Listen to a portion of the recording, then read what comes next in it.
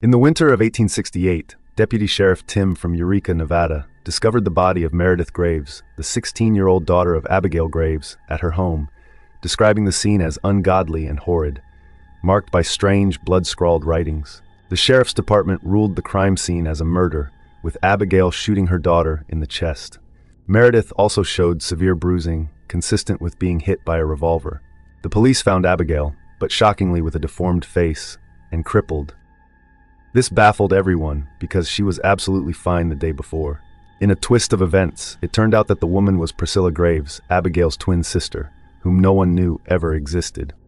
Priscilla, who had crippled legs and a deformed face and was confined to a small room under the stairs, was the sole survivor and witness. Found clutching her journal, she had recorded everything, revealing the tragic events through her daily conversations with Abigail. These are the journal entries of Priscilla Graves. November 25, 1868. My sister, Abigail Graves, serves as a night warden at Eureka Town County Jail and has the most interesting stories to tell. Her duties typically involve maintaining cleanliness within the jail and ensuring that any prisoners comply with rules. However, an unexpected event occurred last night. While cleaning the cell bars, she was startled by the sound of someone whimpering, which escalated into loud sobbing. She thought no one was in the jail, but by God, I heard a man crying, she said. Approaching the last cell on the right wall, she discovered a bearded man in a button-down vest, tears streaming down his face. Upon inquiry, he simply stated he was waiting. Given the late hour, nearing 1 a.m., she advised him to rest, though he lamented, "I never sleep, and when I do, I prefer not to." My sister thought the confines must have gotten to him. Abigail described his lifeless eyes as resembling dark pools without a glimmer, which were unsettling for Abigail. I could see it on her face.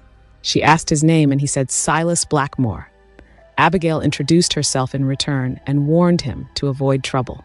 As she walked away, she could hear him whispering and sobbing, feeling a deep sympathy for the man, possibly overwhelmed by his actions and the impending divine judgment. November 26, 1868. Silas was crying again tonight, so Abigail went over to chat with him. She even gave him some sweet bread that Meredith, her daughter, and my beautiful niece had made. He thanked her, and she asked if he was able to sleep last night. He quietly replied yes, but said, "My dreams were filled with phantom figures moving in the shadows, their eyes glowing with an unholy radiance, and haunting wails echo through a barren landscape," prompting Abigail to muse about his poetic yet occult-like descriptions, which haunted her walk home. November 27, 1868. Abigail is starting to think that she is the sole person in the jail to have interacted with Silas. She mentioned him to Deputy Sheriff Tim, who appeared oblivious to Silas's existence when he replied, "Who is Silas?" She was taken aback but got preoccupied before she could delve deeper. Tim, too, got busy and departed, leaving her questions about Silas unanswered. That evening, alone once again with Silas, her curiosity led her to inquire why he was in jail. He confessed to surrendering himself following a major bank heist in Alpha, a neighboring town. I remember reading about that in the paper a few weeks ago. It was the talk of the town. I still can't believe Abigail is having late-night conversations with the famous bank robber. Silas told her about the bank job in grave detail. He had scoped out the bank for weeks, keeping track of the bank's staff and the security shifts. He walked in near closing time on a weekend because he knew only one bank clerk would be working, and shot him in the chest 2 times. He brought a bag of dynamite to blow open the safe. He stood over the clerk's lifeless body and ignited the dynamite. The clerk's body was close to the explosion, so his body was blown to bits, which didn't seem to bother Silas. He wiped the chunks of flesh and tendrils off his jacket and stuffed the same bag with banknotes. He said the whole job went off without a hitch, and he felt no remorse for killing the bank clerk. However, he recounted an eerie occurrence during the heist. As he packed away some purple-tinged bills, he said, "The air grew thick with an otherworldly tension, and the shadows seemed to writhe from the notes as if awakening from a long slumber. I heard a faint laughter that eventually turned into a wail in the distance. The ground beneath me seemed to disappear, and for a moment all I saw was darkness." Throughout his recounting, Silas kept scratching his back and pulled out his beard hairs, showing no discomfort. Abigail admitted it made her skin crawl, but she remained curious about the fate of the stolen money. The part about the bank teller's chunks of flesh made me rather squeamish. After her shift ended, she wished Silas good night. I'm concerned for Abigail because she has begun to see visions of a man with parts of his body missing. She mentioned that this figure, resembling a bank teller, followed her around the jail. Silas had never described the bank teller's appearance, yet she was convinced she had a vivid image of him etched into her memory. When she got home, I gave her a glass of water, and she went upstairs to tuck Meredith into bed. There, she saw the apparition of the bank teller's disfigured face hovering over Meredith's bed, causing her to drop the glass. It shattered on the wooden floor, awakening Meredith. When Meredith asked what was wrong, Abigail simply said she needed sleep. With a heavy heart, she confided in me her intent to confront Silas about these disturbing visions, a decision that filled me with apprehension for what truths may yet be uncovered. November 28, 1868. She shared her experiences of seeing the bank teller with Silas, and he became notably quiet before finally saying, "I'm sorry, Abigail, but I may have doomed you." Again, he scratched his back and ripped out his beard hair, which truly scared her. However, thinking of Meredith and me, she pressed on and inquired about the money. He revealed that he had stolen $10,000. Immediately, Abigail began envisioning how to spend that money, buying land to farm like our father did, purchasing a horse for Meredith, who is often taking care of us in the house, a situation Abigail blames on her demanding job. Silas recounted hiding in the old abandoned courthouse in Alpha after the heist, a spot hidden in plain sight. He said he broke through a few of the boarded-up windows and used the blunt end of his revolver to nail them back up. He chuckled as he said the law never caught up with him. However, he admitted that he began experiencing unsettling visions, including a godless presence and disturbing imagery of twisting bodies, burning faces, a blackened void, and a colossal monstrosity that felt like it was burrowing deeper and deeper into his mind. She had asked him if he saw it last night, and he said, "It's coming for me every time I fall into slumber. It's a constant voice in my head telling me to kill." Kill who? I wanted to know. Everyone, he said. Sure, he had killed men who got in his way, but this sudden desire to kill everyone prompted him to surrender to the authorities, believing a jail cell to be the only place where he couldn't do no harm. When Abigail asked about the money's current location, Silas said he would tell her tomorrow. November 29, 1868. Abigail spoke with Tim again about Silas, but this time they were outside the jail. She refrained from mentioning the money. Tim listened intently, noticing Abigail's growing excitement, and somewhat solemnly he revealed, "Abigail, Silas Blackmore was hanged a month ago." This revelation left Abigail and me in complete shock. Who had my sister been talking to all this while? What concerns me more is that Abigail says she kept seeing the bank teller standing behind Tim throughout their conversation. Is Abigail losing her grasp on reality? November 30th, 1868. Abigail chose to believe that Tim may have confused the name Silas with another bank robbery, or that Silas may have faked his death. Regardless, Silas was still in his cell after her talk with Tim. Despite wanting to believe in Silas's existence, Abigail is not sure of anything after what Tim told her, and neither am I. At night, Silas screamed for Abigail, compelling her to check on him. Abigail described him as being in agony, revealing sores on his chest and back that looked horrific, as if his skin had been torn by grappling hooks and his bones were protruding. The description alone made me tremble. Had Silas inflicted these wounds on himself so Abigail would believe his nightmarish tales? It was peculiar, as Abigail was certain there was nothing in the cell he could have used to cause those wounds, which appeared infected and oozing dark blood. As she recoiled from the sight, he beckoned her closer. "I can tell you where the money is," he said in a grizzled tone. Abigail was relieved. All she wants to know is where the money is. His voice had changed somehow. It sounded more like some creature. Abigail described it as glass blades scratching her eardrums, causing sharp pain to her ears, and she swore she felt blood start to trickle from both her ears. However, when she touched to see if there was blood, there wasn't any.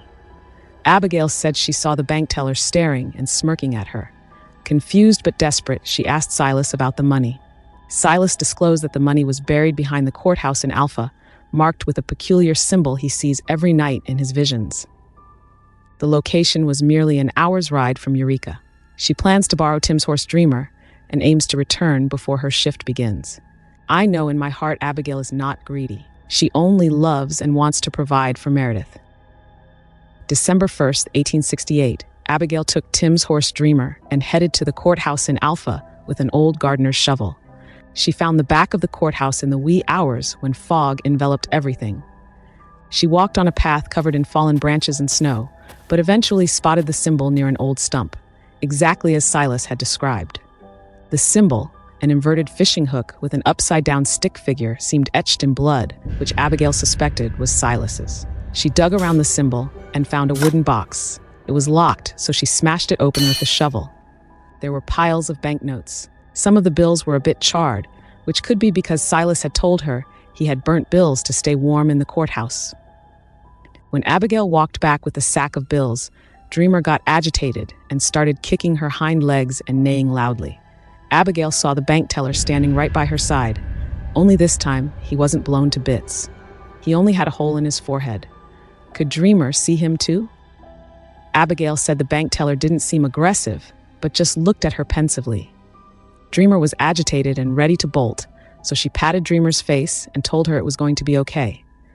Dreamer eventually calmed down, and after tying the sack of money to her saddle, Abigail rode back. Dreamer galloped faster than any horse she had ever rode. I wonder if the bank teller was trying to tell her something, or if my poor sister is truly going crazy because Abigail noticed the bank teller following them, appearing intermittently along their trail. After returning Dreamer, Abigail came home and went down into the cellar to bury the money. There was a soft spot in the ground, perfect for hiding it. I followed her into the cellar, where I saw her tracing strange symbols on the dirt. When I asked what she was doing, she growled at me at first, like she was possessed. Then she felt sorry and told me she saw those symbols at the courthouse and felt compelled to draw them again. I saw her count the money, shivering and sweating with excitement. It gave me chills when she said the bank teller was there watching us, grinning. I looked around nervously as she buried the money. I couldn't see anyone, but we both heard footsteps at the top of the stairs. It was Meredith. Her shadow loomed without descending the stairs. She asked us what we were doing.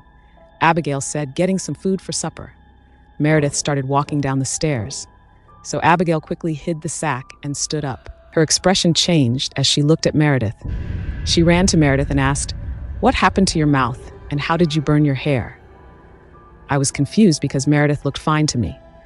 Abigail stared at her for a moment and then suddenly hugged her. She tells me she saw the corners of Meredith's mouth scarred and her hair burnt.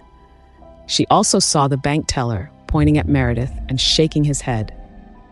I begged her to not leave right away, as she was panting heavily and sweating, while Meredith just stared at us blankly. Abigail said she could hear Silas calling her back as she hurriedly took off to go back to the jail for her shift. December 2nd, 1868. Abigail was suspended from her job today. At first, I thought it was because she took Dreamer without telling Tim, but I was shocked to hear what happened at the county jail. She had reached the jail and walked to her desk where she met Tim. He had learned that Abigail had taken Dreamer. He wasn't angry and just said that Dreamer appreciated a morning ride. He asked Abigail where she went, but she looked distracted. She swore she saw a horrendous creature approaching them. It was dripping black liquid with writhing arms and a face full of jagged teeth. She said it started screaming and lunged at them. It began pulling at Tim, strangling him as he gasped for air. Abigail tried freeing Tim, but when it didn't work, she pulled an old kitchen knife out of her drawer and stabbed its arm as hard as she could. It let out a horrible shriek, and she used the momentum to pull it towards her. She then grabbed its forehead and smashed it down on her desk as hard as she could. I saw blood splatter everywhere and passed out, she said. When she woke up, Tim and 2 other jail employees had her pinned on the ground. Tim looked like he had a broken nose and was covering his bloody arm. They asked, "What the hell is wrong with you?" Abigail told them the creature was probably still around, waiting to attack again. They threw her into the cell, where she again passed out. She woke up to Tim opening her jail cell, and he told her to go home and that they would discuss what would happen to her in the morning. Abigail kept her head down and couldn't say anything back to Tim, seeing how badly hurt he was. As Tim walked her out of the jail, she heard someone laughing maniacally. She was sure it was Silas. Abigail is obsessed with Silas, and I am now very scared for her. Last night, Abigail woke up many times, asking if Meredith was fine, because in her dreams, she saw Meredith being burned alive and the same creature chasing her. When she woke up, Abigail didn't look like herself. Her eyes were wide open, her mouth agape, and she had this fearful look in her eyes. She said, "Meredith is coughing a lot. I need to check on her." But I didn't hear any coughing from her room. Was she still in her sleep? I couldn't tell, but she left, and soon I heard a scream and hurried footsteps running down the stairs. Abigail grabbed our father's revolver, and when I tried to ask what was wrong, she said the bank teller wouldn't leave Meredith alone. She ran upstairs, and after a few loud screams, I heard 2 gunshots. Today, I wished really hard that I was not crippled. I quickly hid inside my room. Abigail came back whimpering and repeating that Meredith was gone, that she melted into the floor. I didn't dare to open the door for Abigail despite her sobbing like I had never heard her cry before. I could hear that Abigail got the sack of money out from the basement, and for about an hour she has been running in circles talking to herself, saying she must reach the jail. She is pretending to unlock an imaginary door and is manically calling out to Silas, yelling he will never get the money, nor will anybody else. She has now become silent and is staring at the ceiling. Her body has suddenly become stiff, as if she is being held by an invisible force, and as she is trying to scream, all I can hear is a deep groan from her mouth, which is wide open. She is still holding the gun and the sack of money. I am too scared to step out. I don't know what is happening or what will happen to me now. Hence, I'm writing every possible detail. At the Eureka County Jail, Abigail Graves was suspended for attacking Deputy Sheriff Tim. Miss Graves stabbed the deputy sheriff with a kitchen knife from her desk, grabbed him by his hair, and repeatedly smashed his face down on her desk until other jail employees had pulled her off. Miss Graves was deemed unfit to work and thrown in jail. Tim had later let her go. The next day, when Tim went to check on her, he found her family home trashed, with some of the walls burned. There were strange blood-stained symbols throughout the house. He found the body of Meredith in her bedroom. Her body was severely beaten and bruised, and her hair looked like it had been burned. She also had 2 bullet holes in her chest. The authorities first thought they found Abigail when they found Abigail's twin sister Priscilla unconscious, clutching a journal in the small room under the stairs. Priscilla remained hidden from society due to her disability, which is why everybody was shocked to know about her existence. After she woke up, she was told what had happened to Meredith and that Abigail was missing. She never spoke anything, and probably the shock of what she had witnessed was too much for her, because she stayed mute for the following days that she stayed at the almshouse. The search team found Dreamer roaming in the jungle. Upon searching further, they found Abigail's clothes scattered on the edge of the town cliff. Her dead body was later recovered stuck between the rocks at the very bottom of the valley. Priscilla's journal proved to be key evidence of what had happened. The money from the Alpha Bank heist was never found, making the authorities conclude that Abigail had hid the money somewhere. Mysteriously, the day Priscilla was back home, the house caught fire, and while she was not inside the house, she died due to heart failure the very next day. For more horror scary stories, please subscribe.